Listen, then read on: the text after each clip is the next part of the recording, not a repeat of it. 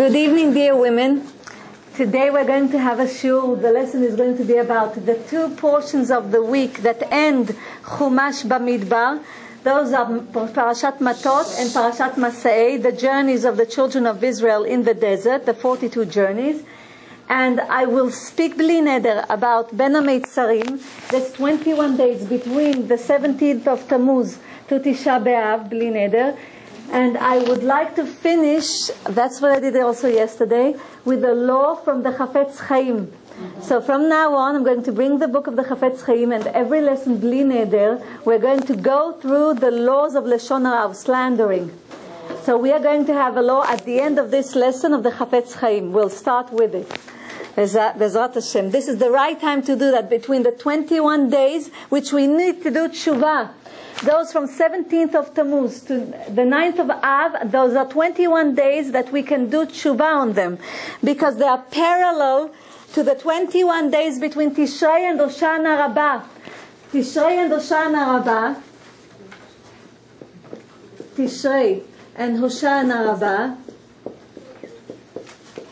There are 21 days. Hoshana Rabbah is on the Chaf Aleph, the 21st of Tishrei. 21 days that we do tshuva out of happiness to Hashem. And those days between the 17th of Tammuz to Tisha B'Av, we do tshuva too. Those are 21 days parallel to them. But over here we do tshuva out of sadness because of the ruining of the temple, the first one and the second one. And we are eager to have the third temple built already, Bezrat Hashem. Now it's the time to say, Shegia Mashiach tzidkenu mira b'yameinu, Amen. Shegia mevaser Eliyahu Hanavi, Eliyahu Tishbe, Eliyahu Gledi Mimra V'anu Mashiach ben David, Eliyahu Navi Zachur Latov, Amen ken yeh ratzon. I would like to remind you, this Shabbat is Shabbat Mevarchim, Shabbat blessing before Rosh Chodesh. Rosh Chodesh Av, the beginning of Chodesh Av, starts on Monday morning. So this Shabbat, read the whole Tehillim. You gather together, read the Tehillim. Sorry? Monday night or Monday morning? Monday morning. So Sunday night is Erev Rosh Chodesh, is the Eve. So I would like to tell you, dear women, Rosh Chodesh Av is on Monday. So don't forget on Shabbat to read Tehillim. If you can read the whole book, and if you can't do that alone, call friends and do it together, like you usually do in this shul.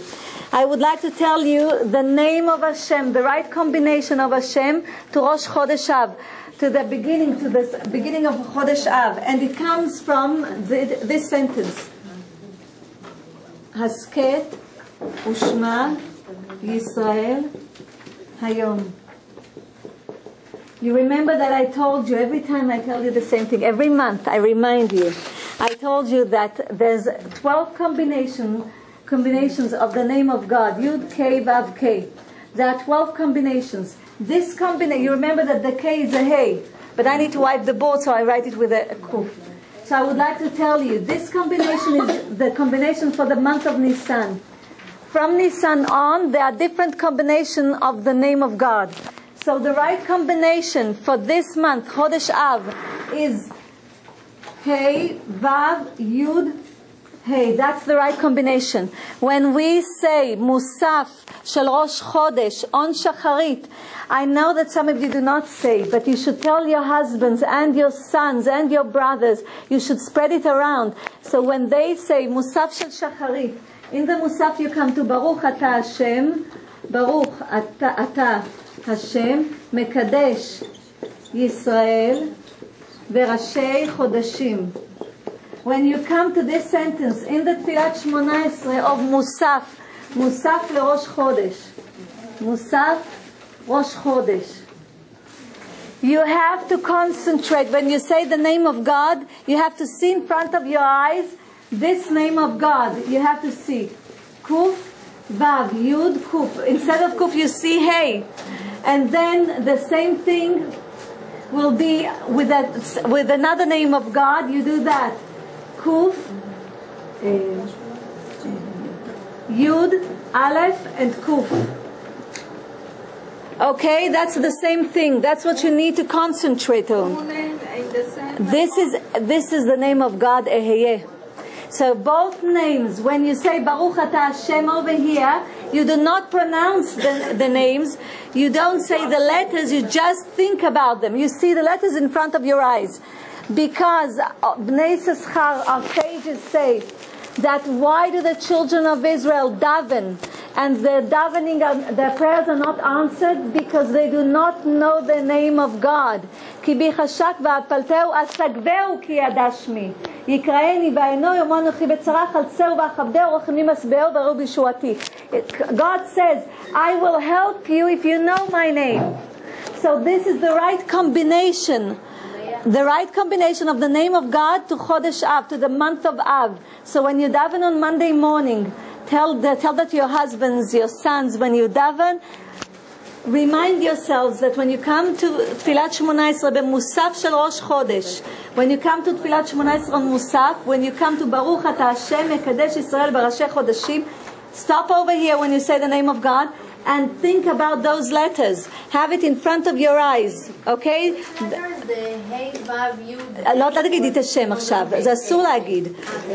את צריכה להגיד, את אומרת קוף, וו, יוד, קוף, ואת פשוט רואה את האותיות מול העיניים, את לא אומרת אותם. ושם זה מתוך המילה, יש הקדוש ברוך הוא השם שלו. אז זה קוף, יוד, א', קוף, שניהם זה ה'. You think about ה'. אז מה זה מה שרשם פה, השחת ושמע ישראל היום? From here, this is the sentence, זה המשפט שממנו מגיע השם של הקדוש ברוך הוא לחודש אב. הסכת ושמע ישראל היום, which means Israel, the children of Israel, be silent and listen to Hashem today. This is what it means. From this sentence comes the name of Hashem, the combination, the right combination for the month of Av. Okay? This is the right combination for the month of Av. ואנחנו יכולים לכתוב את זה כראוי, נכון? אם את כותבת כראוי, את לא יכולה לזרוק את הדף. לא. הדף מקודש, את לא יכולה לזרוק אותו. את צריכה לשים אותו בגניזה. Listen very carefully, it's a good question. If God forbid, you wrote the name of God on a piece of paper, you are not allowed to throw it away. Okay, you have to give it to the shul, to the rabbi. He will do gnizah. He will know what to do with it. You should not throw it away. It's very important. And another thing, I was asked by several women. Anything you say away. Slicha? I don't throw anything you say away. Oh, thank God. Toda Leila. Can I ask you something? Let's say you get those little, not flyers, maybe from the shul, they get like articles or something. And it has like Hashem's name. I don't know if it's Yud Hey Vav. אסור להזכיר את השמות. אסור להזכיר בפה את השם עכשיו. לא. אסור, לא. זה נקרא לא תישא את שם השם לשווא. I'm going to give you a lesson about it just now. זה ממש במקום, ממש יצא במקום. אני אתן לכם הסבר מה קורה לבן אדם שמזכיר את שם השם לשווא. אנחנו עומדים לדבר על זה. We're going to speak about saying the name of God in vain where you're not allowed to say that. When you daven, you're allowed to say that. And when you daven, you should remember that you're standing in front of Hashem. If you were invited in front of the Queen of England, wouldn't you dress nice? Wouldn't you be polite? Wouldn't you have manners? As alachat kama v'chama, it's more so for us standing in front of God. Because God is the King of Kings. He's the King of the universe. He created the universe. So when we stand in front of Him, if I am a housewife and I woke up in the morning and I would like to daven to Hashem, I have to dress up. I shouldn't be with my pajamas. It's halakha, it's a law. Because I'm standing in front of the King of Kings. I should cover my head if I'm married. You have to have a covering on your head because you want your prayers to be answered. It's like when you're standing in front, lahavdil alfei avdalot, in front of a king, basar vadam, a human king. You will be dressed nice, you will be modest, you will come, mechuyat, like you should look. So this is how you should receive Hashem. And I've been asked by several women, and I would like to say something about it. I've been asked about davening, about prayers. First of all, there are two kinds of prayers. One kind of prayer is tefillah d'oraita, which means a prayer from the Torah. This prayer is like Rabbi Nachman of Breslev used to pray. He used to speak to God. We do not need any mediator. We can speak directly to Hashem. Everything we have, just look up to the sky and speak to Hashem. It doesn't matter where you are. Directly to Hashem, from your heart, because God knows your heart. You cannot cheat God. You are only cheating yourselves. You cannot cheat God. For example, a person comes to you and tells you, I'm sorry about if you think that I did something bad to you, or I don't feel so comfortable next to you. He does not know that he should be afraid of Hashem that knows his heart. God knows your heart. He knows exactly what you said. He knows exactly what you mean. And God, lo yidach mimenu nidach. Like I showed last lesson, He does not forget anything. Not the good things and neither the bad things that a person does. Because our soul comes from a very high place. And when we come back to Hashem, we need to be polished and clean. Our souls are clean. So in order to clean us, every sin that we do, we are accountable for. Everything that we do. So the first prayer is a prayer from your heart to Hashem. You don't need any mediator. The second prayer that we have is by our sages, the Tfilah de Rabbanan, which means from the Siddur that we have. And both of them are excellent. Both of them we should do all the time, especially us mothers. We have all the time problems. If we want our children to listen to us, or we have things, small things that bother us. You know, our best friend, our best ally is Hashem. Because He is with us all the time. We do not have any secrets from Him. You know how good it is? You feel the freest person in the world because you don't have to keep anything from Hashem. He knows anything. Even if you don't tell Him, He knows everything.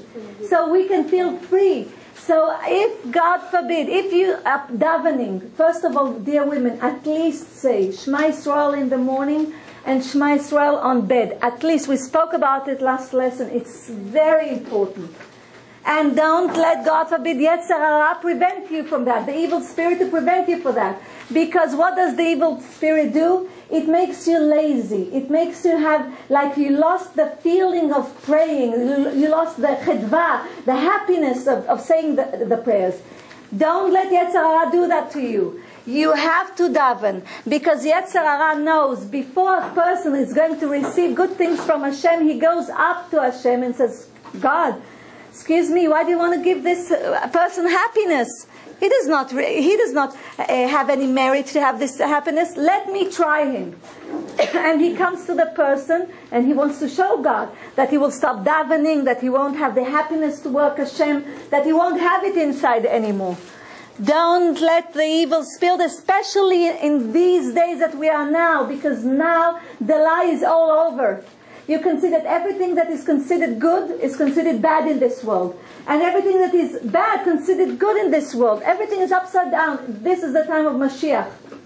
So especially now when this evil spirit is fighting for its life.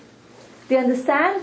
Because it's truly fighting for its life, because he knows that when Mashiach comes, God is going to slaughter Yetzer Hara. There won't be any Yetzer Hara anymore. He's going to slaughter B'shachat leYetzer Hara, so he fights with all of his strength. This is the time now. So don't let Yetzer Hara make you mix up. Don't let him make you change your ways. Do exactly what Hashem wants you to do.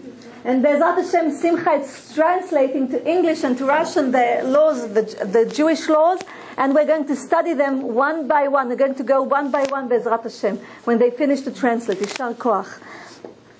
So, I just spoke about Rosh Chodesh, and we'll start with the parasha.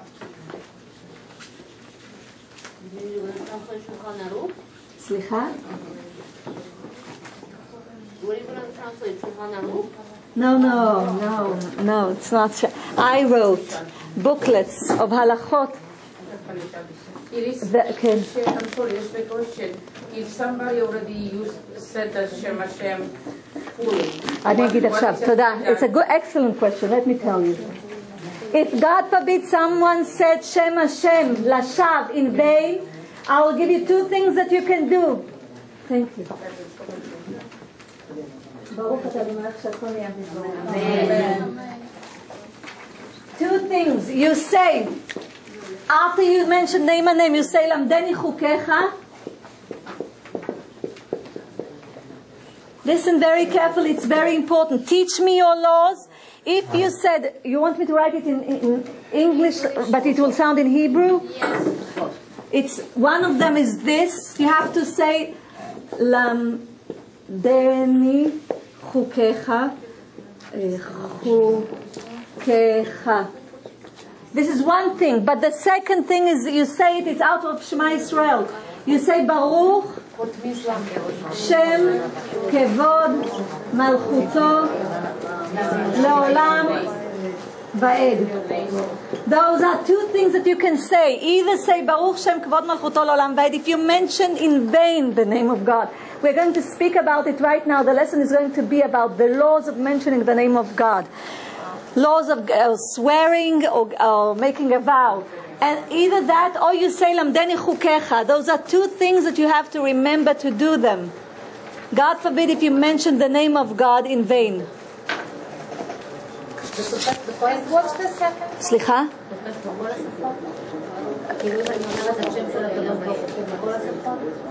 כן, אבל בשם, כשאת אומרת God, אז את לא מתכוונת, זה לא השם של הקדוש ברוך הוא שאנחנו אומרים בעברית. שפת הקודש קובעת. Listen, dear women, listen very carefully. The Hebrew language, which is the holy, I told you that I'm going to give a shiur about the letters. So bli neder, maybe at the beginning of Bereshit, Bezrat Hashem, Tchilat Shana Haba, we are going to start bli neder to have lessons, a few lessons about the Hebrew Aleph Bet and the power of the letters. We're going to have, I will prepare lessons for you, especially for that bli neder. So can I wipe the board? It's very important to remember that. Lamdeni chuk, either Lamdeni chukecha or Baruch Shem Kevod Malchuto Leolam Vaed. Very important. This one also on English. Okay. It's part of the morning prayer. Baruch Shem. Shem. The angels say that. Is that like the ask Hashem to judge us of the angels?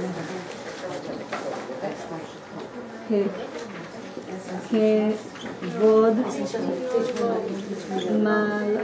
מלכותו לעולם ועד. I hope I wrote it correctly. Okay. It's very important. It was an excellent question, Leah. It's very important. It's one of the basic things that you have to know.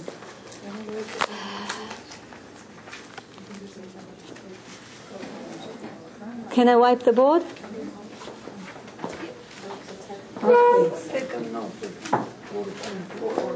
Okay.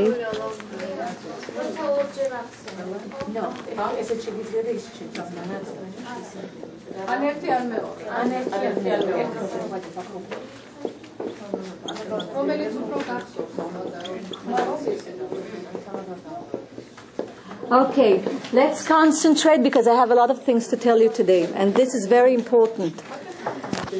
I'm going to speak in a minute. So let's concentrate. It's very important that we will concentrate today. Listen, dear women. Parashat Matoth, the portion of Matoth starts with the laws, the Torah laws of swearing or giving an oath. Listen very carefully. You are not allowed to mention the name of God in vain, which means you are not allowed to swear and you are not allowed to do an eder. Listen very carefully.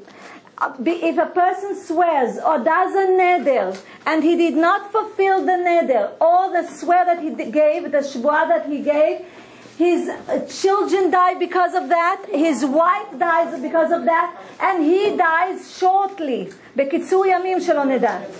It's a very big sin, dear women. I would like to tell you that it says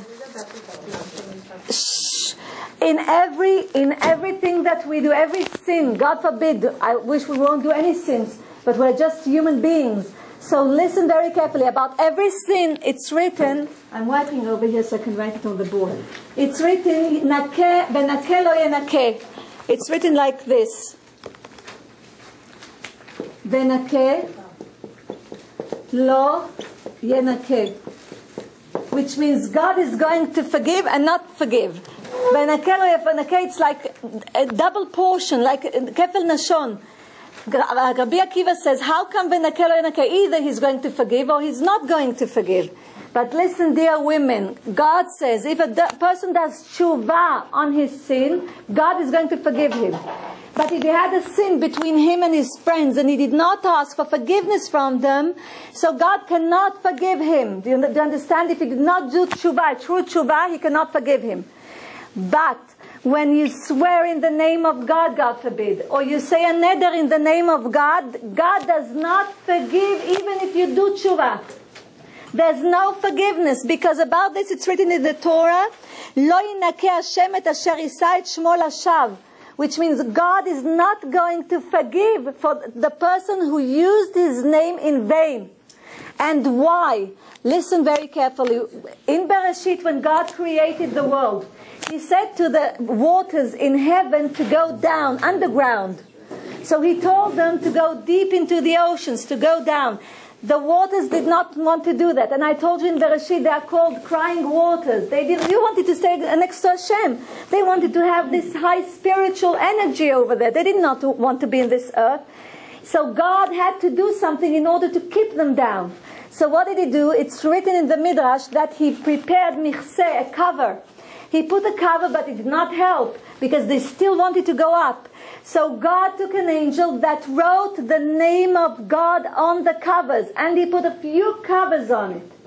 Once a person uses the name of God in vain, it says that the waters start to go up. Listen very carefully. If all of the underground water will go up, they will cover all earth. Everything will be destroyed. There won't be any human beings, nothing. So it says in the Midrash, the Zohar Kadosh says that the waters start to come up. What do? They start to wipe the name of God from the cover. Do you understand how serious it is? They start to wipe the name of God from the cover. And then God has to send a very, it says, Malach Ayom Venora, a very dangerous angel. He goes back to the covers and he again, choret, he writes the name of God on the covers in order to keep the waters down so they won't ruin the world because of a person who used his name in vain. So it's very serious and it's very dangerous to use the name of God in vain. And listen, dear women, it's not only that. It says that every avera, every sin that a person does, usually God, you remember that we spoke about it, it goes to his children, his grandchildren and great-grandchildren, Ador Avi, until the fourth generation. Al Shalishim V'al Ravim. And if they are punished, they are not punished harshly like this person that made the sin. So listen very carefully about the sin of using the name of God in vain. When a person does it, his family is considered like they did it too, even though they did not do that. His family is considered like they did that too. They are punished harshly exactly as like that person. That's why I told you that even the sons and the wives of that person get punished by death. Shalom Nedam Metzorot, it's halakha in the Torah. What about Atarat Nedarim that we have on? Wait, I'll speak about it. Listen, there is Atarat Nedarim. We're going to do it everything. I'm going to do in the Talich. There is Atarat Nedarim. Usually what do we do on Rosh Hashanah? On the morning of Rosh Hashanah, it's the eve of Rosh Hashanah, on the morning of the eve of Rosh Hashanah, bebokro shel erev Rosh Hashanah, what do? We used to go and do Atarat Nedarim in front of 3 people in the synagogue, like Bet Din. It's like a trial over there. It's Bet Din. And over there we come in order to do Atarat Nedarim. We do also Atarat Nedarim Bekol Nidrei on Yom Kippur. Then what do we say? When we say Kol Nidrei, we say that we are going to take off all the vows or promises that we're going to do during the year. And how realistic it is? It works? That's the question. Listen very carefully. It does, but not fully. It does, but not fully. What about the person if he's crazy and like saying like Father? I'll give it an example for everything. Don't worry. Listen, and you'll see that all of your answers are going to be all your questions are going to be answered. Listen very carefully. Why not all of them? Why it's not for 100%? Because it depends what kind of neder you said. What kind of shbuah. If it's a shbuah of a mitzvah, it depends. There are so many kinds of shbuot and nedarim That's why you cannot take everything off of you. You understand? And God forbid, this is a serious sin. It's not a partially sin. It's a serious sin. And then another thing, when you mention the name of God in vain, you also cause all of the world, like I told you with the waters, you cause danger to all of the world, not only the children of Israel, because we are Aravim Zelazeh, we are responsible for each other, but we cause all of the world a problem. Yes. To say God forbid God's name in vain, it's not a neder, right? Bli neder, you say. When you say something. When neder, I understand that you're taking upon yourself something to do it. Can, right? yes. Or to have some responsibility, or to somebody, or to something. But to say God's name in vain, it's to just mention. That's saying God's name in vain. It's not a neder, right? It is a neder. You are not allowed to say, listen very carefully. The portion of the week starts like this. Vayedaber Moshe el Rashi Matoth. Moshe is speaking to the leaders of the nation. Usually we do not see that. We know that. How did Moshe teach the children of Israel? There were 4 stages. The first one, Moshe Rabbeinu was teaching. After he heard the laws, the Jewish laws from Hashem, he taught Aaron. Then he called the son, Aaron called his sons. Then he taught Aaron and his sons. Then Aaron's sons called the Skenim, the elderly people, the Shivim Skenim. They called them in, and Moshe Rabbeinu taught. They taught Aaron, Aaron's sons, and the elderly people. And then they called all of the children of Israel, and again Moshe Rabbeinu taught them 4 times. Every time 4 times. Now you will see, usually, and it's usually written, Vaydaber Moshe el bnei Israel, to the children of Israel. Moshe is speaking to the children of Israel. But here it says, El Rashi Matoth. He's speaking to the leaders of the children of Israel. Why? Because they are our example.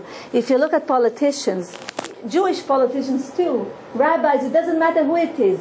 Usually you get a lot of promises. Shvuot, they will do this for the nation. They will do this for the city. They will do this for the community.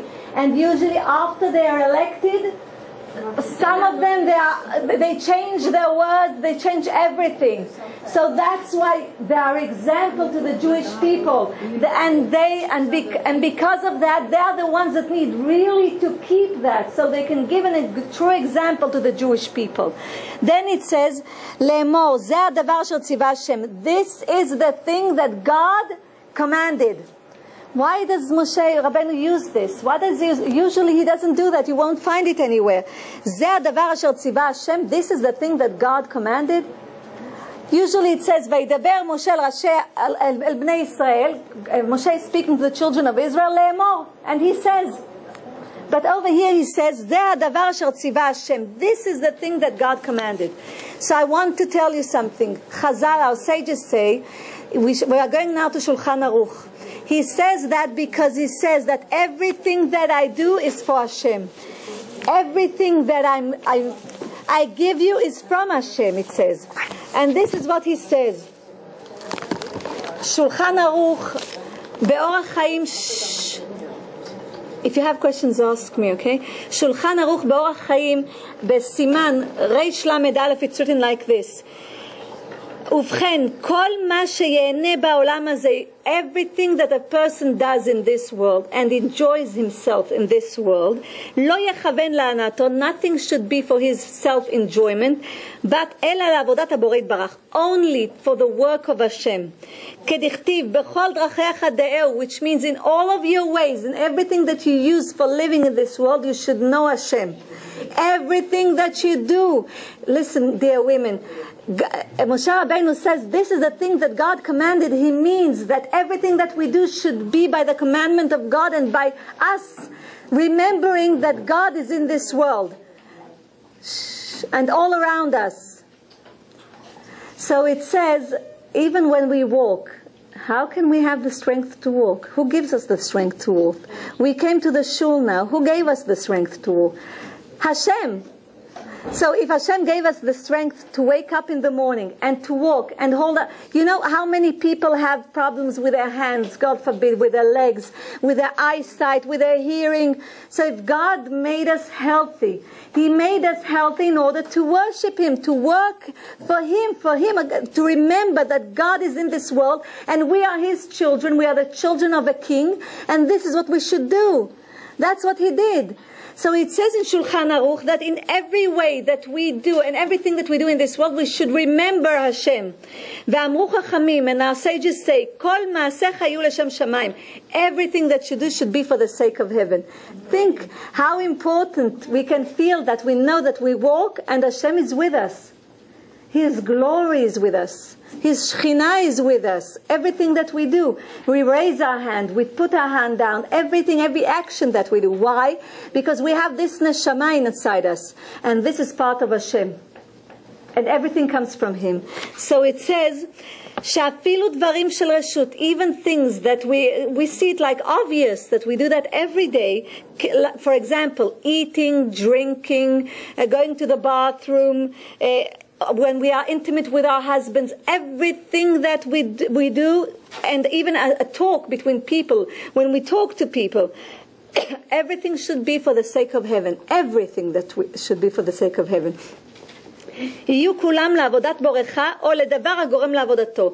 החפץ חיים says about it that he knew, זכותו תגן עלינו, people, righteous people, that usually before they started eating, before they even mentioned the bracha, they said, God, I am sitting down to eat in order that I will have strength in order to worship you, to work, to daven for you, to do everything that you want me to do in this world. And you know what? When you say that, even before you daven, you know what happens to the food? It digests well.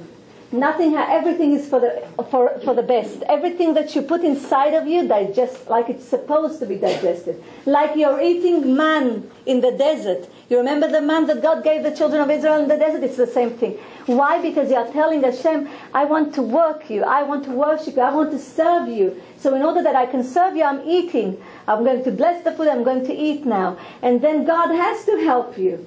Because you mention Him. He says to the angels, the evil spirit, look at my child. He mentions me even when he eats. Even the small things He mentions me. So that's why Moshe Rabbeinu said, "Zeh hadavar asher tziva Hashem." This is the thing that God commanded. Everything that I do is for the sake of heaven. It's not for my sake, Moshe Rabbeinu says. Everything that I give you is for the sake of heaven. And then it's written, Ish ki yidor neder. It says, if a person will say a neder, or hishava shvua, or will say a promise, le'esor isar al nafsho, that he forbids something on himself, or that he's going to do a mitzvah or anything else, it says, lo yachel dvaro. He cannot change his words after that. Kechol hayotze mepiv yaseh. Everything he took out of his mouth, he has to do. And I would like to explain that. Listen very carefully. He has to do everything. It's not only everything, but in the same enthusiasm that he said it, he has to do that. For example, if a person was in a tzara, in a danger, he had problems, he was very sick, he had tried, doesn't matter what he had. And he says, God, I'm saying a neder now, that Bezrat Hashem, when you save me, I'm going to do a sudat mitzvah, and I'm going to say, for example, Nishmat Kol Chai, because it's a sgula. You know what happens? This neder protects him, even though he did not do it yet. It's like a shield around him. This mitzvah. But when time comes, he has to do the neder. And with big enthusiasm, just like when he cried to Hashem to help him, with that energy he should do the mitzvah. The neder that he said that he's going to do. With the same energies. And respect Hashem. I would like to explain why, and we'll do it piece by piece. It says like this. 3 times, there are 3 conditions when a person's book is open, because you know there's an eye who watches, an ear that listens, and then there's a hand that is writing in the book of each and every one of us. I know it's hot today here. And it writes in the book of each and every one of us. So it says like this. When does Hashem open the book of each and we have a book with our name. When does He open that book? It says like this. Wait. It says, in 3 places, בשלושה מקומות פנקסו של אדם נפתחת. The book of the person is opened. היוצא לדרך יחידי, he who goes alone on a trip. And then, ויושב בבית מרורה, he who sits in a house that is going to break down. And the third thing, והנודר נדר, he who says neder or says a שבועה, an oath, ואינו משלם and did not pay that. And I would like to give you an example. You know from whom do we learn to say a neder in order to protect ourselves? We learn it from Yaakov Avinu. You remember what happened when he ran away from Esav? And then he went to the yeshiva of Shem Ve'ever, and then he went to Laban, his uncle.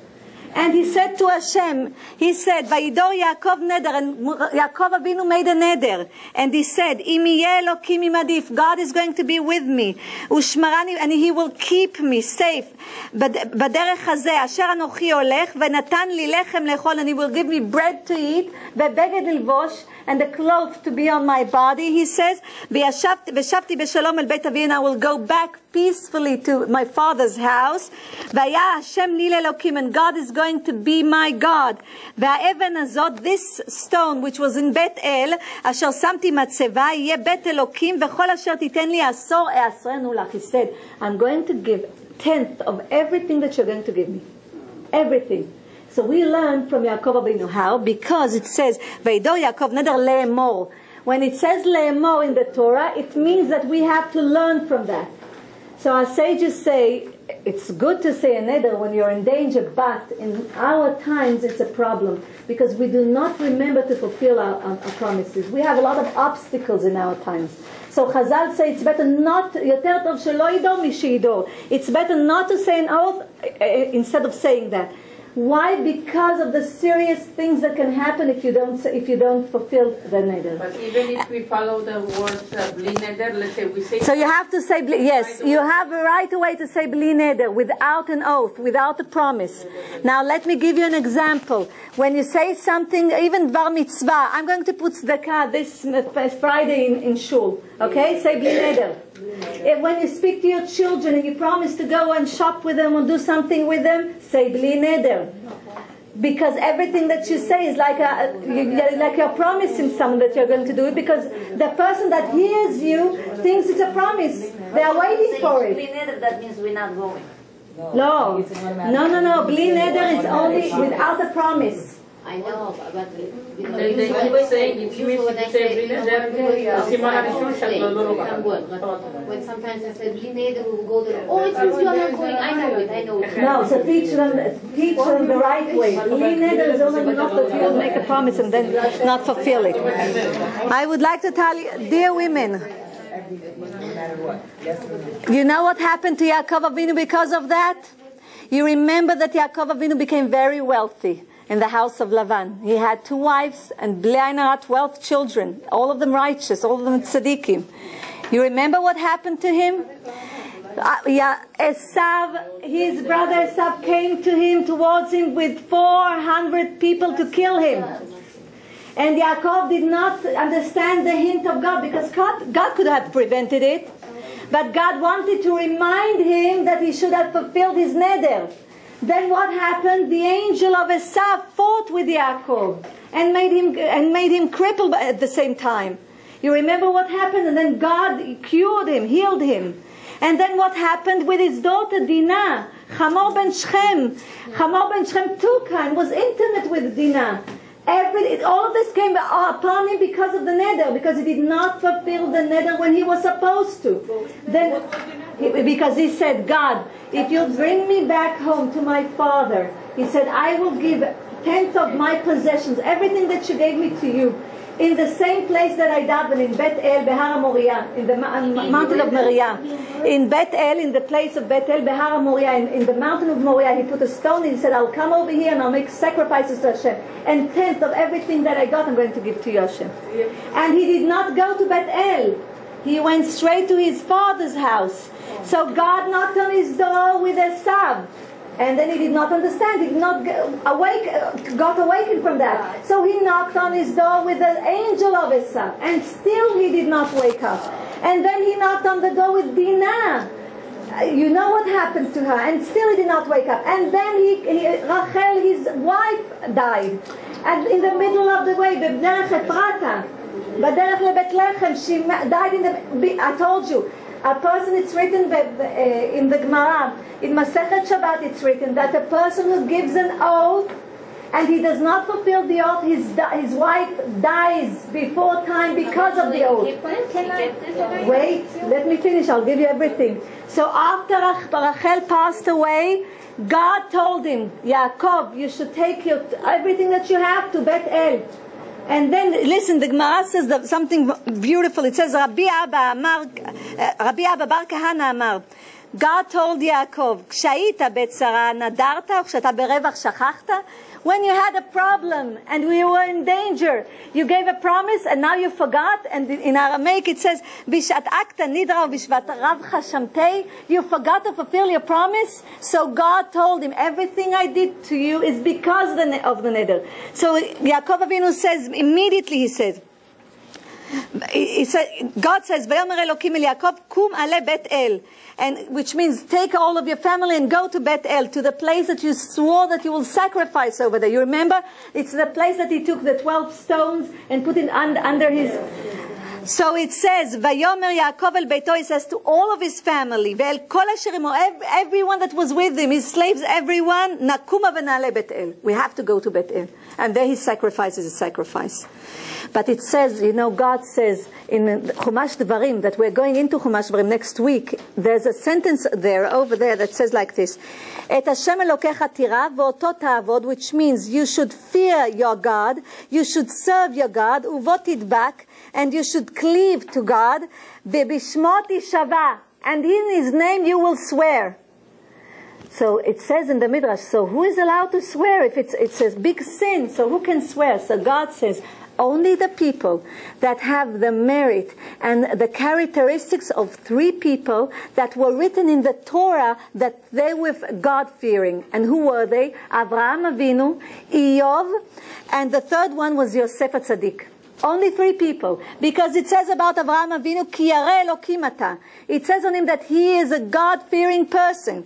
And Eov, it says it's written. So only those 3, if you have the characteristics of those 3 people, then you can swear in the name of God.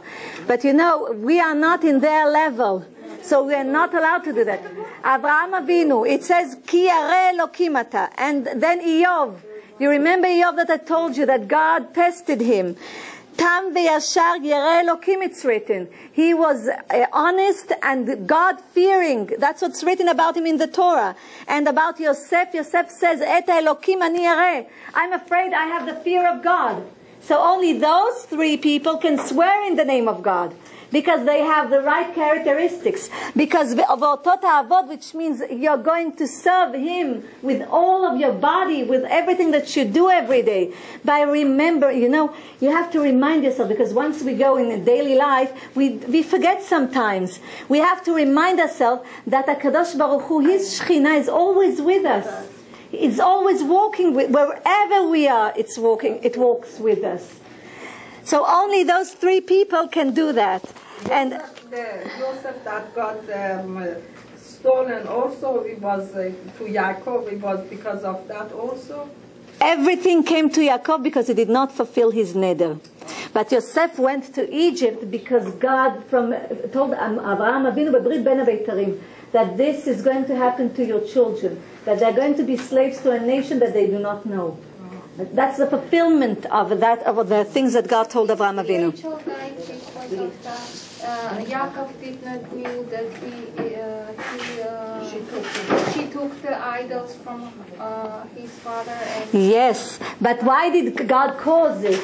I already told you, there's no mikre. There's no coincidence in this world. Nothing is coincidence in this world.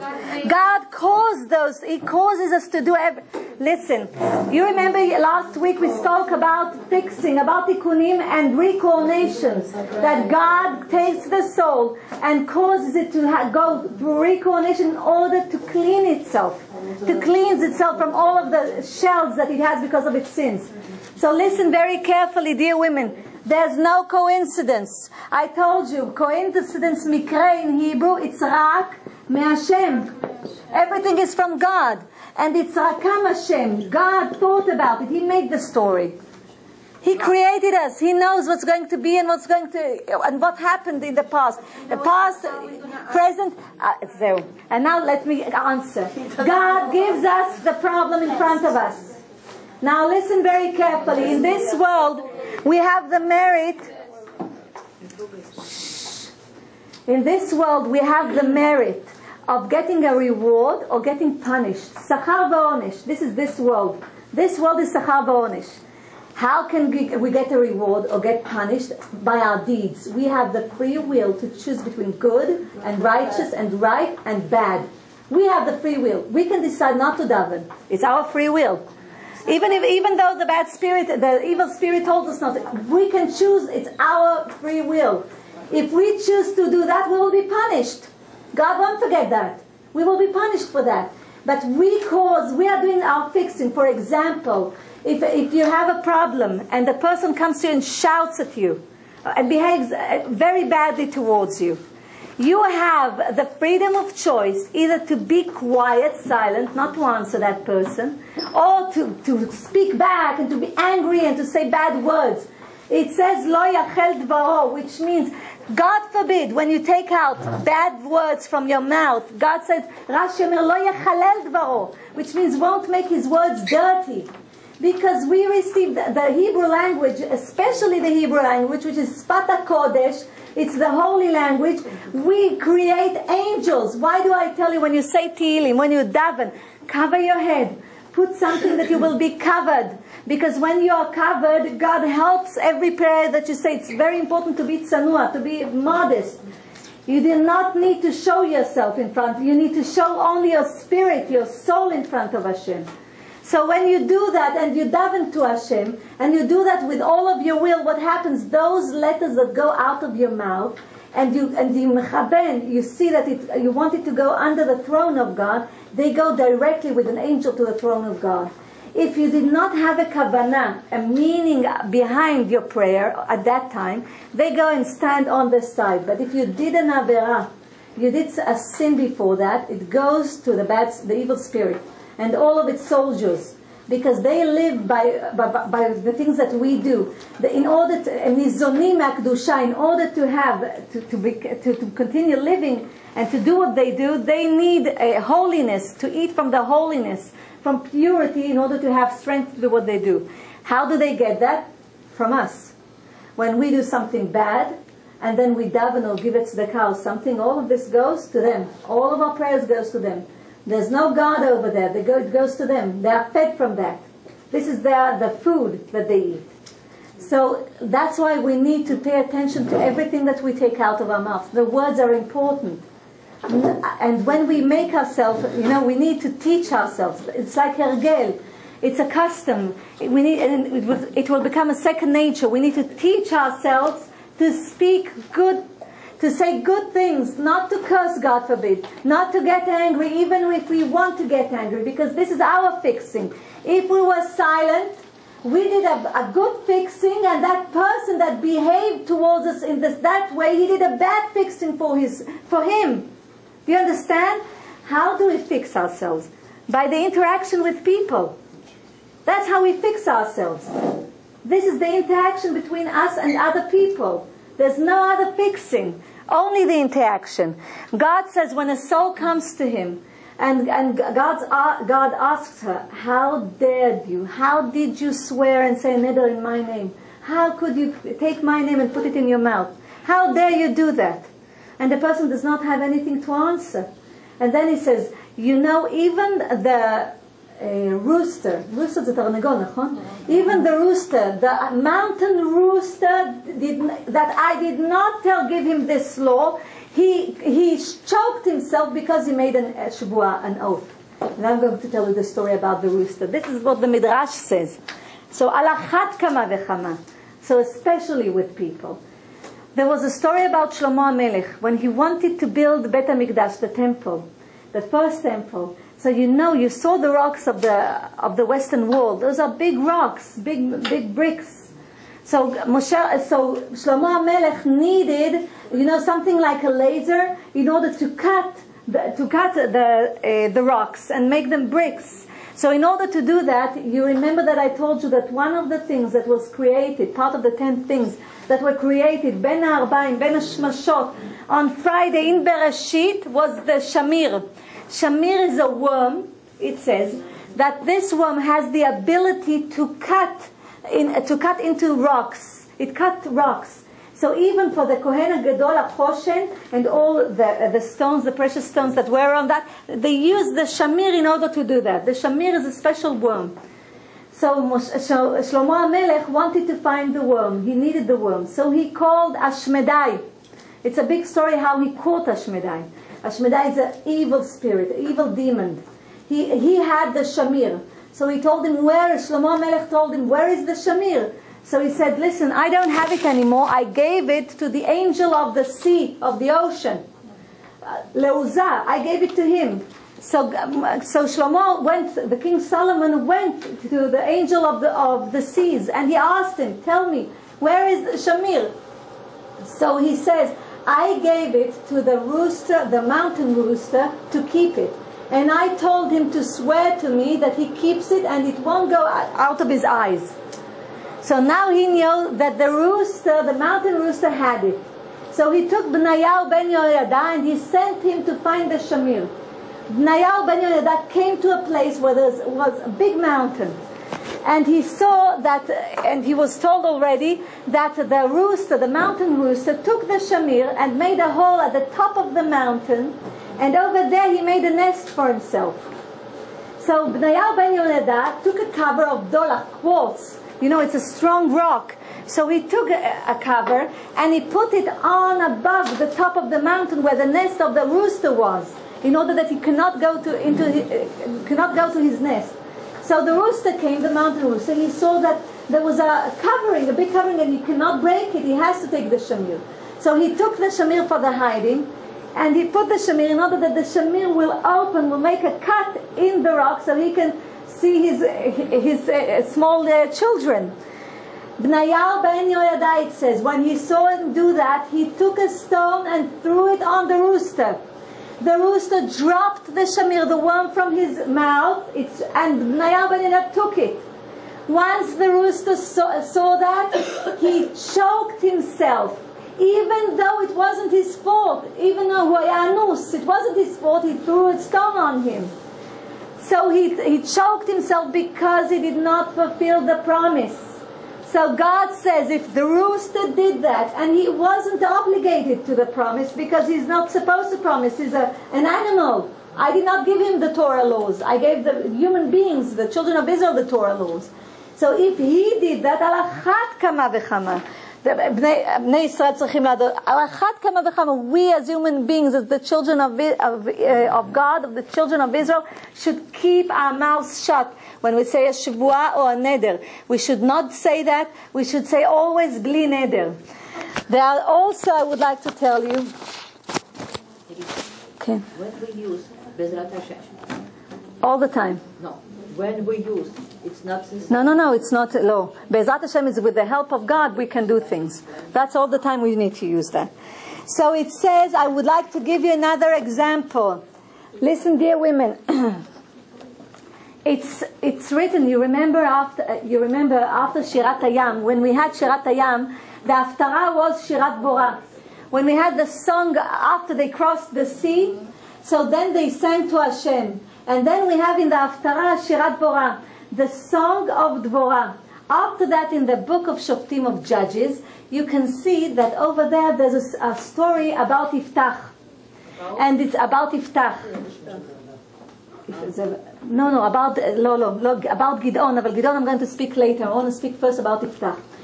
It's also in the book of Judges. In the book of Judges, it told about Iftach that there was a problem with Bnei Ammon, with the children of Israel.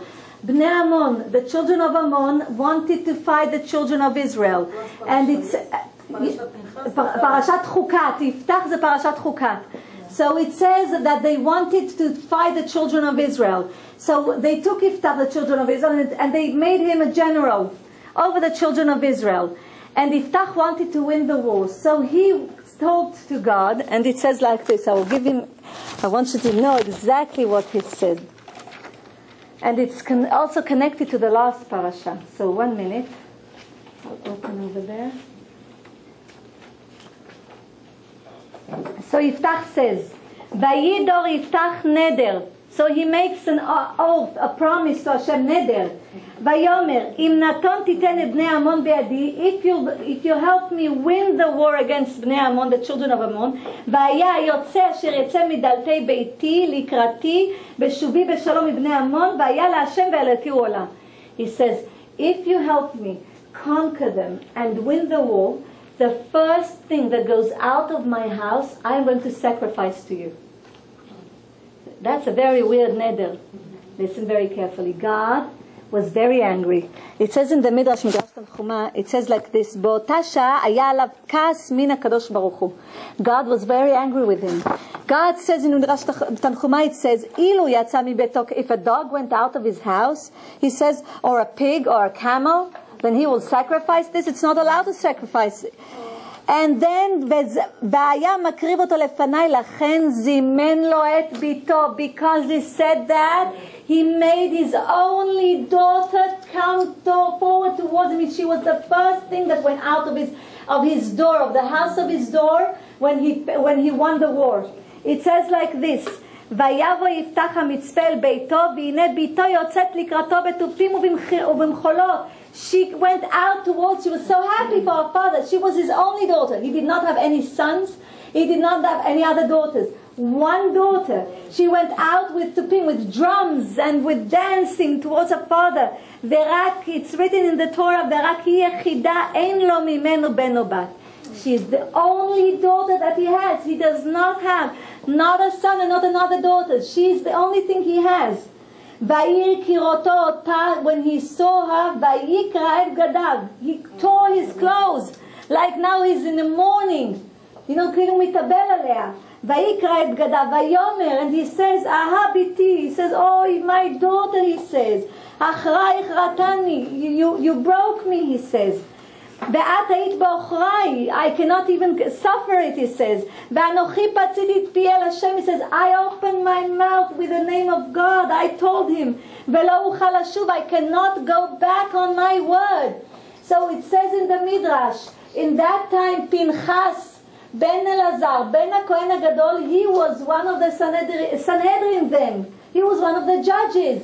So it says, the Sanhedrin is a court, the Jewish court. So it says, why can't he go back? He should go in front, in order to cancel your oath or neder, you have to go in front of a Talmid Chacham, a very high scholar in Torah that knows everything. If he really knows all of the laws, then you can go to one that you know that he's the tzaddik of the door, the righteous person of the generation, a big tzaddik. But if there's not one like this, you have to go in front of three people.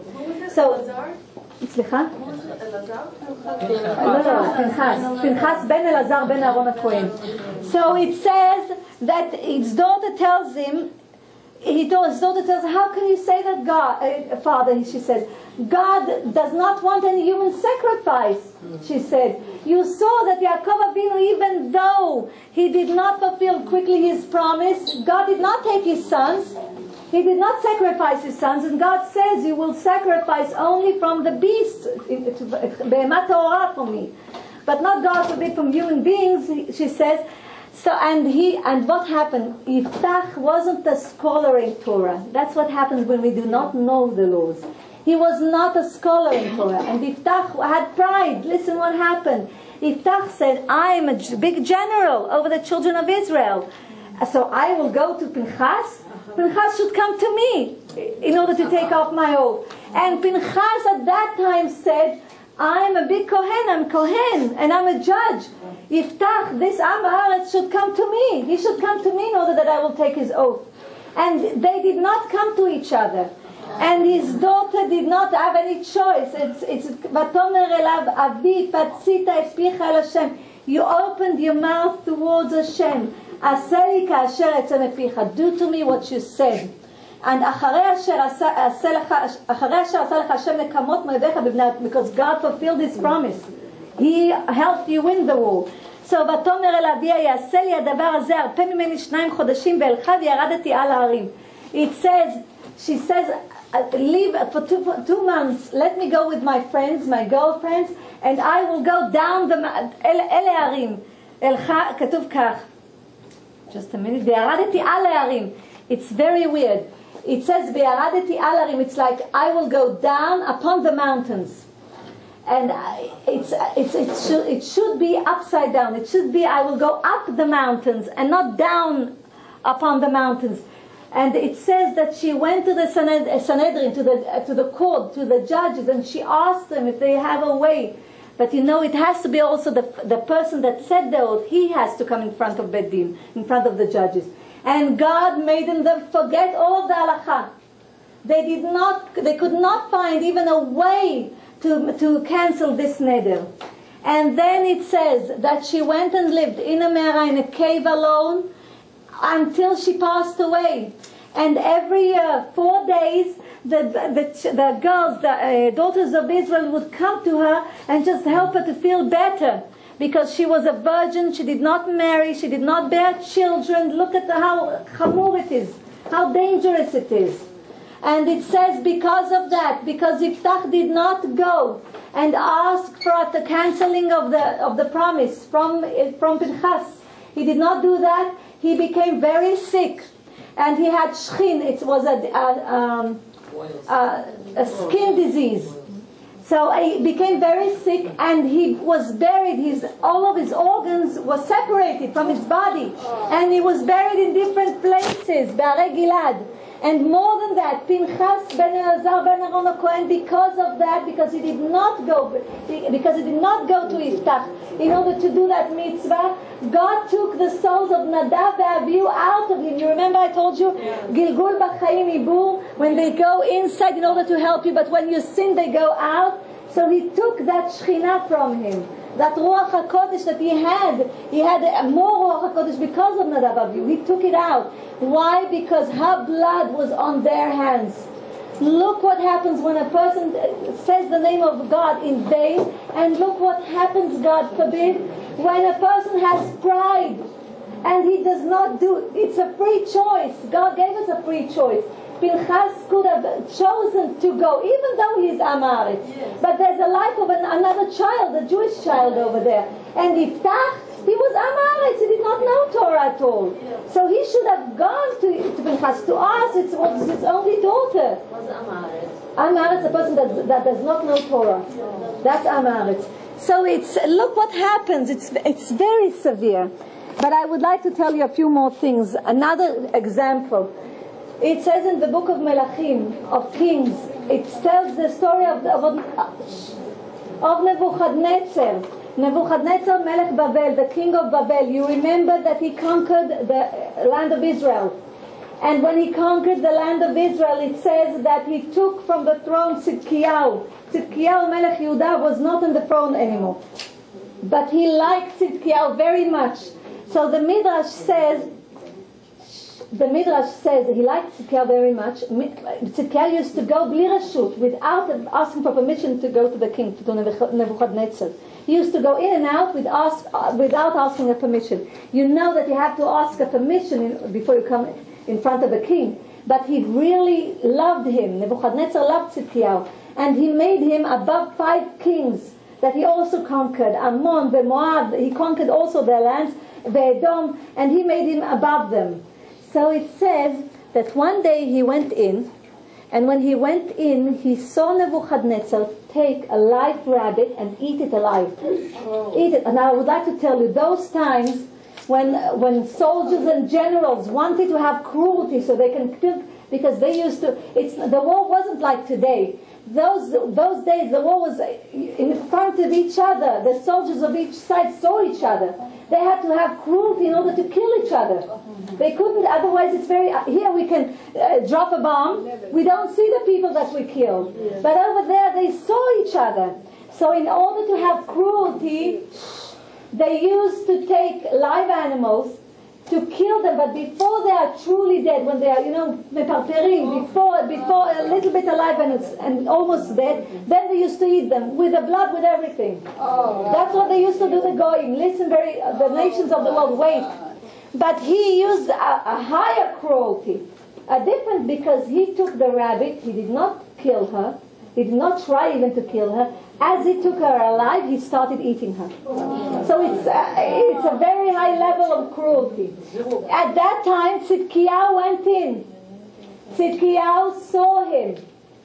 Nebuchadnezzar turned his head, he saw Tzidkiyahu, he said, "You're going to swear to me that you're not going to tell anyone what you saw right now about my cruelty." So Tzidkiyahu swore al mizbeach. He swore al mizbeach hapnimi. He swore that he's not going on the altar. He swore that he's not going to tell anyone what he saw. Meanwhile, look how Yetzer Hara works. And again, it's our free will that causes us to do either good or bad.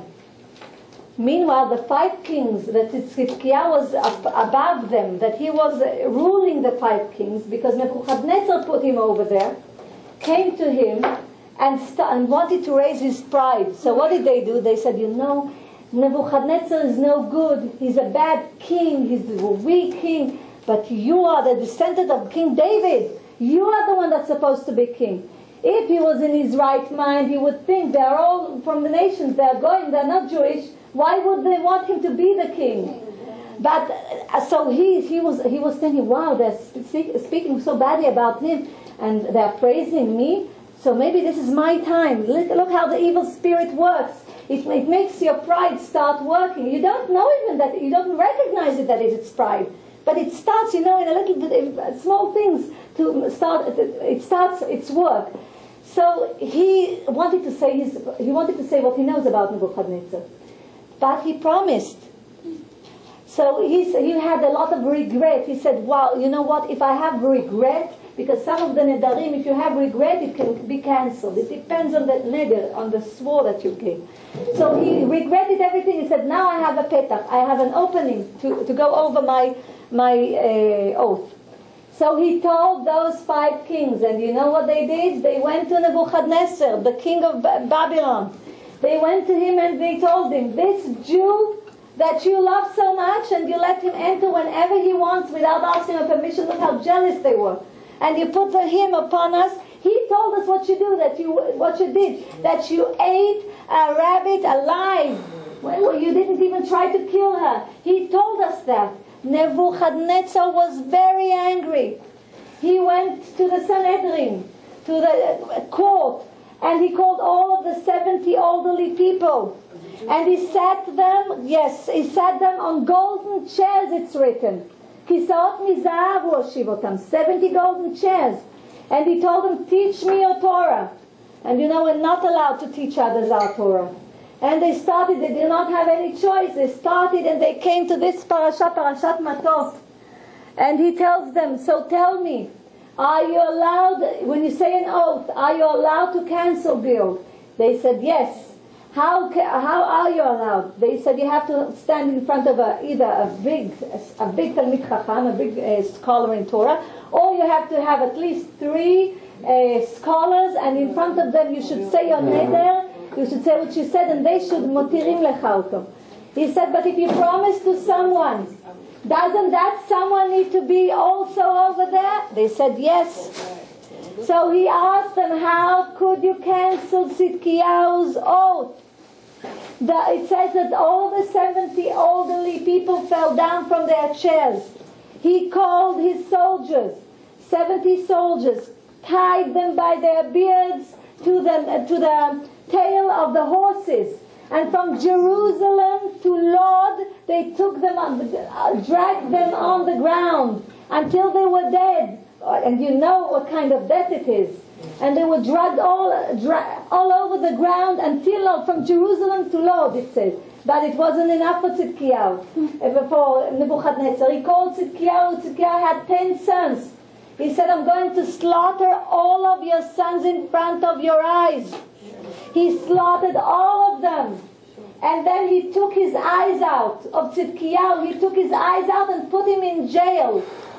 So this is what happens when we take an oath, God forbid. It's not only that we are punished, like I told you, it's not only that we punish ourselves and our family, but we punish the whole world because those 70... The promise he would be killed. So he shouldn't go over his promise. He shouldn't have told them what he did. He went over his promise.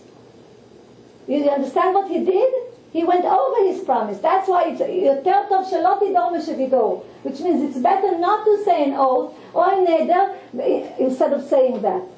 Because you do not know what is going to happen in future and what can cause you to go over your oath. God forbid. It's very dangerous. Dear women, it's one of the dangerous things in the Torah. That's why it says that when you say an oath, your book is opened. Upstairs, because if you did not fulfill your oath or your neder, they start to look at your sins. The evil spirit comes to Hashem and says, look at his sins. He made an oath, but he did not fulfill his oath. So they open your book to see your sins. But I would like to tell you... Oh.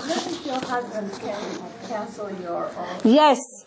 It says in the Torah, part of the laws are that if you're married, your husband takes off your vow. How? If he heard your vow and it was before sunset and he took it off, you don't have any vow, because a woman belongs to her husband.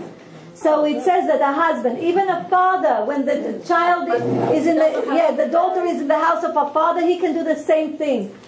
But you need to teach yourself not to say any vow, any oath. Yes. I have a question. For example, you don't say it.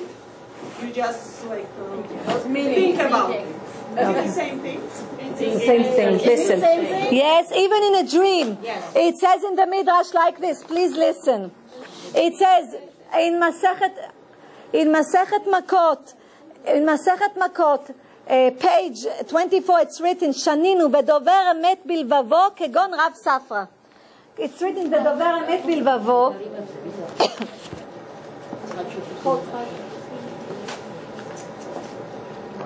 It's written, ודובר אמת בלבבו. And it says, the Gemara tells us a story about Rav Safra.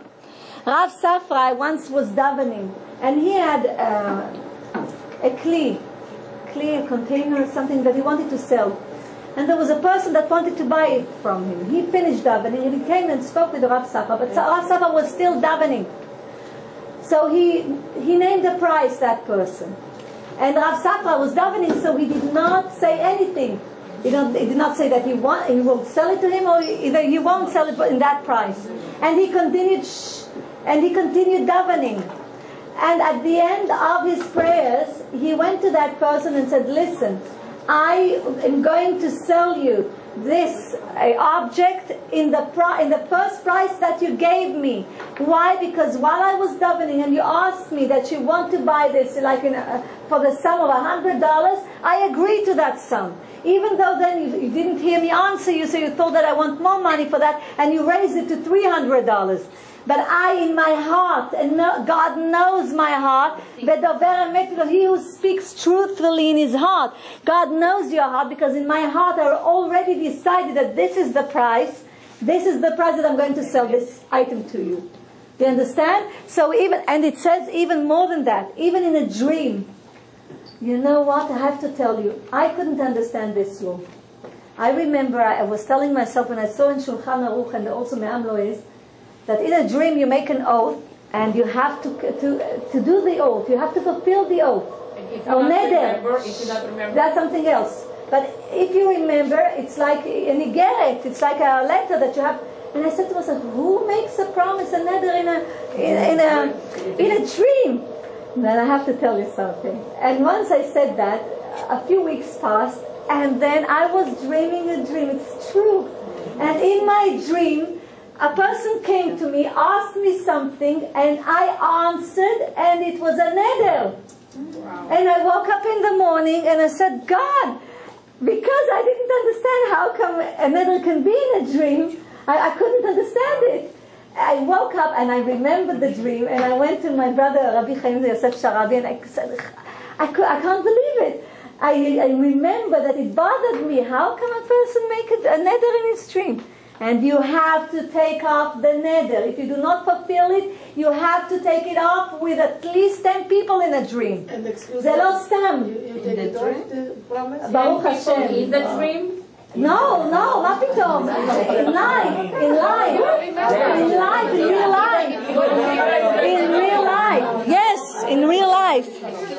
Yes.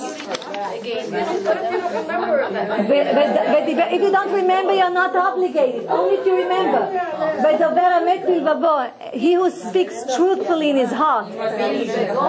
בלבבו in his heart. Iris, did you tell us the story last year about the guy who saw the dream and...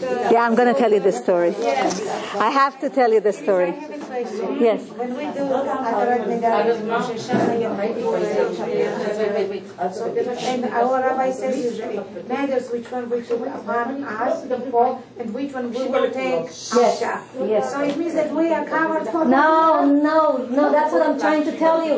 When you say Kol Nidrei or Atarat Nedarim, it depends on what kind of neder. If you said neder mitzvah, which means a oath for a mitzvah, you cannot take it off of you. still neder, no? אבל את לא יכולה לקחת את זה. יש נדרים שאי אפשר להוציא מהאדם.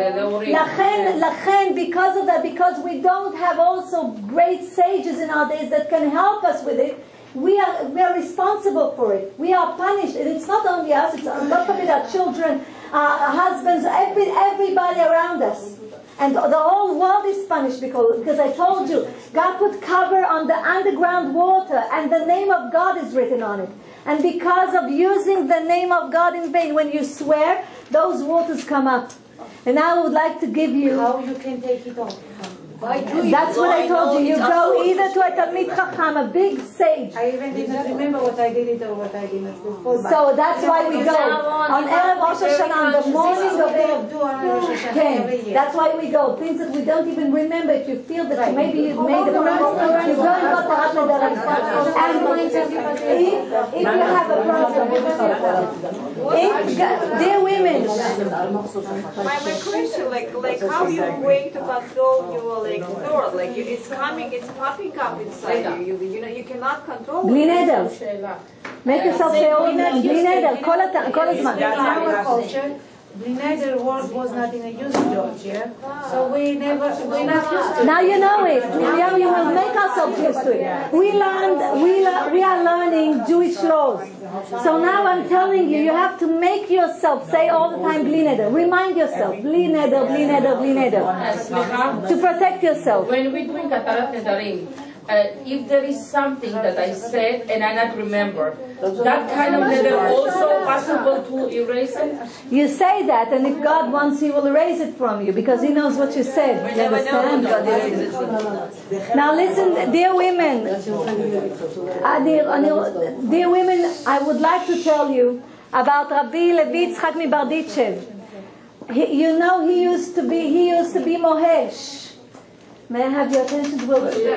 He used to be a big mohel. Rabbi Levi Yitzchak Mibarditchev, זכותו תגן עלינו.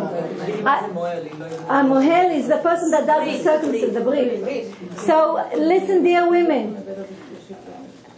He used to be the mohel, and his daughter gave birth to a baby son. And he was the one that is going to be the mohel in the brit of his grandchild. So it says that all of the Hasidim came to the shul and they were davening shacharit because he used to do only the mehillah after shacharit, the brit milah after shacharit. So they were davening, but after the davening, after the prayers, he went into a different room. He closed himself over there. The Hasidim were waiting. They were waiting an hour, 2 hours, 3 hours. People started to go. They couldn't wait anymore. And his daughter and his son-in-law were so sad because there was only a small minyan that was left over there. After 4 hours, he went out. He went out of the room. He was so happy. He did the brit milah, and he called the child Rabbi Yehuda Leib. That's how זכותו תגן עלינו. That's how he called the child. And his son-in-law was astonished. He didn't even ask him, because this is not the name that he wanted to give the child. He didn't want to give him the name Yehuda Leib. So the son had a lot of respect to his father-in-law. He waited for the Sudat Mitzvah, for the dinner, for the food the meal that they serve after Sudat Mitzvah, after the Brit. And once they were sitting, he said, "Dear Rabbi, you have to explain to me. Why did you go for hours and put yourself in that room? And then why didn't you ask me for the name of the child? I wanted to give him a different name." So Rabbi Levi Yitzchak Mibarditchev said, I will tell you the whole story. In the morning while I was coming to shul, I saw a big cloud in the sky. It was a big cloud. And when I saw the cloud, I knew that something something happens in heaven. I had to do a yichud. I had to go and separate myself from everyone, and and with kavanot to go behind the pargod in order to see what happened over there. And then what I saw was that at that same moment, a righteous tzaddik, his name was Rabbi Yehuda Leib from the city of Apta. His soul went out of his body. He passed away at that moment. And I saw angels and tzaddikim and righteous people come from heaven, from Gan Eden, from paradise, come towards him with tupim and dancing and singing. Because a righteous person, when his soul goes out, we do not see. It can happen in front of us, but we do not see that. All of the tzaddikim from Gan Eden, they come from Gan Eden, the righteous people. Angels come to greet this soul. It's worthwhile to try to be tzaddik in this world, to make the effort. So they come to greet the soul and to take it and to escort it to Gan Eden, to paradise. So they were coming to him. And once everybody goes, and they pass through Gehinom, through hell. And once they went near hell, near the doors of hell, Rabbi Yehuda Leib left them and went straight down to the 7th department of hell. Dear women, from the 7th department, souls do not go out. A person that sins so much and received the honor of being in the 7th department of hell, because there are 7 departments in hell, in the 7th one he does not go, his soul does not go out. No excuses. He cannot tell God, I did not know. He should have known in this world. He should have looked to study Torah. He should have looked to do the right things, because we have the freedom of choice. So he went down over there. And it says that the tzaddikim went to Hashem and said, what shall we do with him? So Rabbi, and I would like to quote what he said. He said, the tzaddikim asked before they went to Hashem, they asked him, Rabbeinu, what are you doing? He said, Rabbi, what are you doing? So he said, Me'id ani al atzmi, I can testify about myself, shekiyamti bechayai mitzvat pidyon shvuim, that I, in my life, saved prisoners. I took them out of prison, he says. Vegam kiyamti lo yachel dvaro kechol hayotze mepiv yaseh. In the parasha, in the portion of Matoth, I fulfilled this. I did not go back on my word. Everything that went out of my word, I fulfilled. Listen very carefully. And he says, if a person keeps this, God listens to him. Because he said, if you did not make your speech, everything that you take out of your mouth, not holy, it's only holy words, only nice talk out of your mouth, and everything you said you fulfilled, God is going to fulfill everything that you want. Which means that a tzaddik says something and God fulfills it. So it says, he says, I can say that and I can testify about myself. So they went to Hashem and Hashem said, open the book of the prisoners that went free. So they opened and he saw his name, because everything is written. So they saw his name, that he freed 220 souls from prison. And so God said, tell him that he can take 220. He went into the 7th, he was already in the 7th department of hell. He took twice the amount, he took 440. And every department that he went up, he took more souls. So the angel that is Memuneh al Gehinom, the angel that is the angel that was over the Gehinom hell, he said, what are you doing? God gave you only 220. And you are taking, not only you took double the souls from the 7th department, but every department that you go, until you go up, you are taking souls. He said, this is a gift from Hashem. And he went up, and all of the souls went with him straight to Gan Eden, to heaven. So Rabbi Levi Yitzchak Mibarditchev, Zchutot HaGan Eden, said, listen, After I saw this righteous person, I had to name my grandchild over his name, because I wanted my grandchild to have the merit and the characteristics and the threats of that person. And he was really a righteous person, Rabbi Yehuda Leib. It's a beautiful story. He was really a righteous person. I would like to tell you, I would like to write a sentence over here. I think that Moshe are going to save all of the people, the Jewish people from the hell.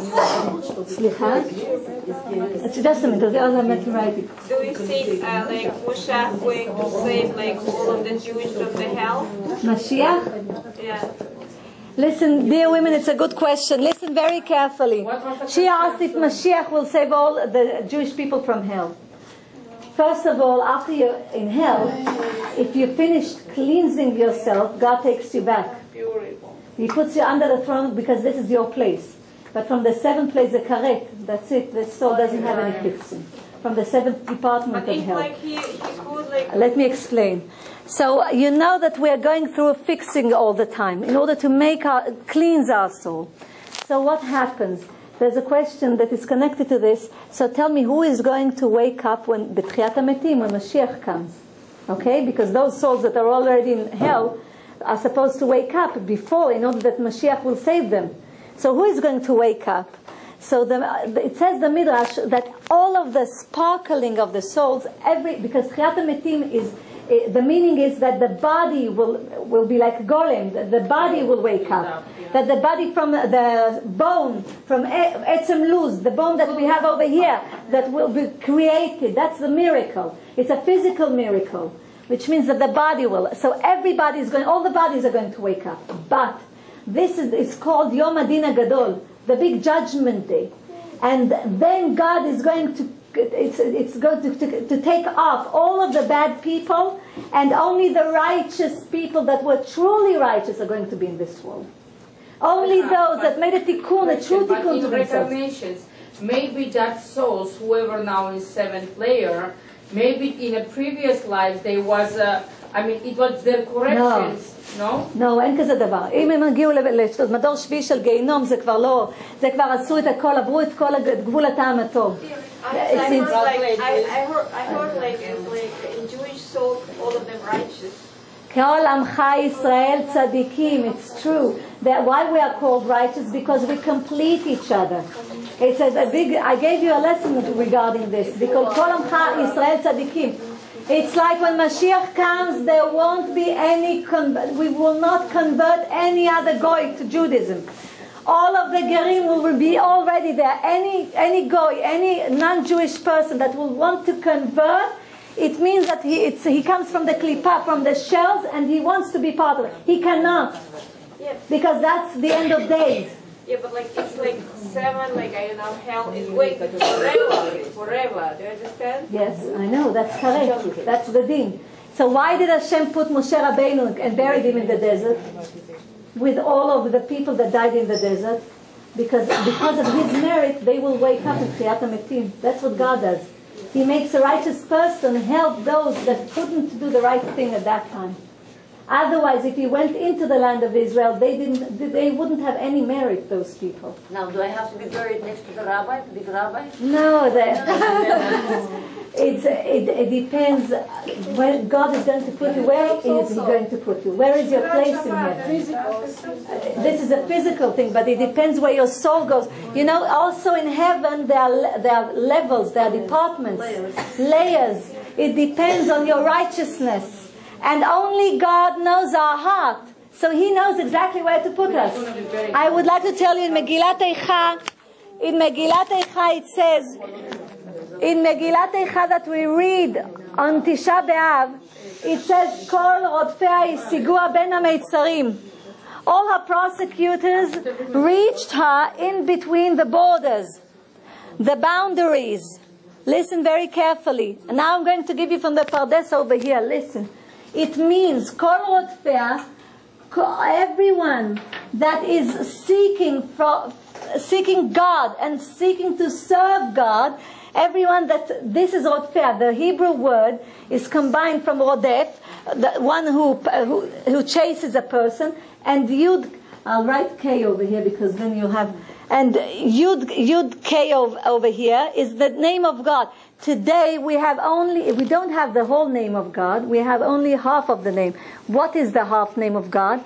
Is Kiyad Al-Kesya Milchama LaHashem Be'amalek Midor Dor. Today, at the end of Parashat Beshalach, it's written Kiyad Al-Kesya. The hand is on. There is a hand on the throne of Hashem, and the name of God is not full. It's supposed to be Yud Kuf Vav Kuf, but we have only Yud Kuf. That's why? Because these are times that God is angry with us, so He does not show His face in front of us. Do you understand? There's man shel ester panim. So it says, Ki kol rodfeh is he who tries hard, even if the evil spirit does not let him, who tries hard with all of his might and all of his heart to serve Hashem and to work Him and to do the right thing, God will help him. Because he's sigua, he will reach it. He will reach the full name of God. He in this world, if we are righteous women, try in this world to work Hashem, to serve Hashem, and to know His laws, and to try to do better in our lives, then God says, you will reach it. You will deserve it. You are going to complete my name in this world. You will have my full name. Look how beautiful in the sentence it is. Then I will take you out of this exile. You understand? Because if in those days that there's a ster panim, that we don't see Hashem, and we need to have the feeling of Hashem and to believe without seeing nothing in our eyes. It says, and you still want to serve me, and with all of your heart. Not only with your mouth, but your mouth and your heart are even. It's not enough to disguise yourself as a religious person. It's not enough. It's not enough to have an external fear of Hashem, which means only with what I dress. It's not enough to put a cover on your head and to do, God forbid, bad things, because then your punishment is 10 times greater than one who does not do that. Yeah. Because you represent something. You represent Hashem. It's like you represent like you're a soldier of Hashem. And then, God forbid, you say bad things, or you say something to a person, or bad things about a person, or slandering a person. That's why God says, I look to the heart. So if you truly, with your mouth and your heart, seek me, I will see that you will receive my full name, and I will protect you. Kol Rodfeh, he who Rodef Yud K, Hesig Vav K. He has the full name of God in this world. And I would like to finish with a Chafetz Chaim. I hope I brought it. You know what? I didn't bring the book. But I will give you the halacha. It says in the Chafetz Chaim that it's a big merit to lelamed zchut al Am Yisrael, which means to say the merits of the children of Israel. And I will go back to Gidon. You remember I mentioned Gidon before? In the book of Judges, that's what Chafetz Chaim says. Even though sometimes we can't find something good to say about the children of Israel, even though we have to find. And I would like to give you an example. The example is Gidon. Gidon wasn't a prophet and wasn't the son of a prophet. But the children of Israel had problems with their enemies, and they did not do the right things in front of Hashem. They sinned towards Hashem. And it says that Gidon looked at the sky and said to Hashem, Hashem, he says, I know from my sages that you made big miracles to the children of Israel. Even when they were in Egypt, you took them out of Egypt when they are inside 49 gates of impurity. You took them out of Egypt. And every time they had problems in the desert, even if they sinned, you helped them. So now, even if we sinned in front of you, he says, please God, save us.